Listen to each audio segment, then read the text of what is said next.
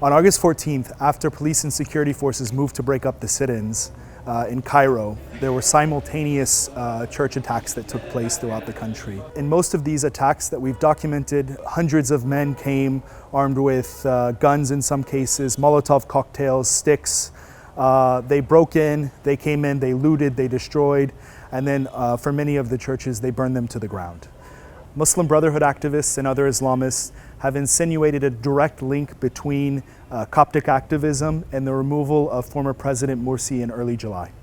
The mobs who attacked churches, they also attacked Coptic-owned businesses, religious institutions such as the Jesuit Center in Minya, schools, they attacked the orphanage in Minya.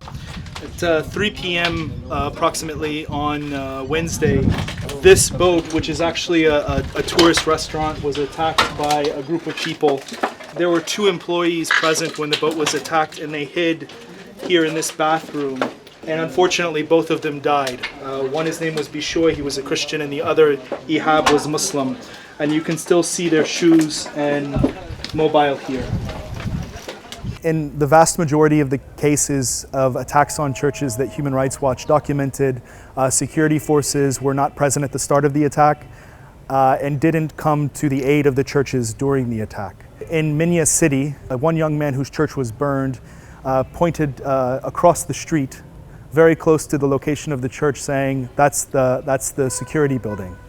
So he couldn't understand why the police and the security forces didn't come. احنا فرق بيننا وبين مديرية أمن المنيا 20-30 متر بالكتير في ظهر السور. مفيش حاجة خالص، مفيش أي حاجة ولا حتى مطافي جت تطفي. كانت الناس هنا بتساعدنا إن احنا نطفي. هي حاجة سخيفة جدا إن أنت تلاقي كل ما المكان اللي فيه ذكرياتك كلها، إذا كان مدرسة في ابتدائي أو إعدادي أو ثانوي، وكنيستك اللي بتروحها وفيها ذكريات مع أصحابك، كل ده مرة واحدة ما تلاقوش. يعني مفيش خلاص، مفيش مكان يبقى ليه ذكرى معاك، حتى الأماكن كلها اختفت. At the Jesuit Center in Minya City, one of the priests, one of the Jesuit brothers, ran himself to the police station and pleaded with the officer there to come and help. The officer told him that his orders were only to protect the police station. They said, we have enough problem, we cannot come to rescue you, we just helpless. They kept on telling.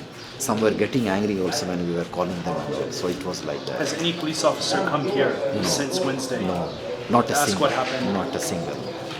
When churches came under attack, police stations and security force facilities were attacked simultaneously. The head of the police in Minya told Human Rights Watch in a meeting on August 20th that that his forces were completely unable to respond because they were dealing with sieges themselves. Residents, activists, and clergy in all of these places Human Rights Watch have visited have indicated that the locations of the churches and the religious institutions are still unsecure, and they worry about more attacks. The Egyptian government should immediately move to protect these areas, which are still targeted. It should also move to investigate the events of August 14th and the looting and the burning. It should identify the perpetrators and bring them to justice.